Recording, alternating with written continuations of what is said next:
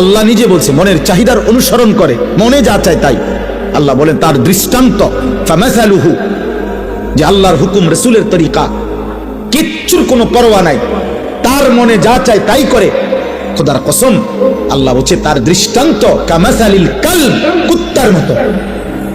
ওই জীবন কুত্তার জীবন, সরাসরি কোরআন শরীফের শব্দ এটা, কামাসালিল কালব ইন তাহমিলহু ইয়ালহাস আও তাতরুকহু ইয়ালহাস। আল্লাহ বলছেন কুত্তার স্বভাব, তার উপরে যদি বোঝা চাপিয়ে দাও বা তার দৌড়ানি দাও তবুও জিহ্বা লম্বা করে সে হাঁফায়, আবার যদি তাকে ছেড়ে দাও তাহলে দাঁড়াইয়া দাঁড়াইয়াও জিহ্বা লম্বা করে হাঁফায়। কোরআন শরীফের আয়াত। আল্লাহ বলছে দুনিয়া লুবি, পাপী, নাফরমান, ও পেলেও অতৃপ্ত, ও না পেলেও অতৃপ্ত। এই আয়াতের তাফসীর কুকুরের স্বভাব। কুকুরকে দৌড়ানি দিছে তো জিহ্বা লম্বা এরকম করে, আবার তাকে ছেড়ে দিছে এখন দাঁড়াইয়া রয়েছে তবুও সে জিহ্বা লম্বা করে এমন করে।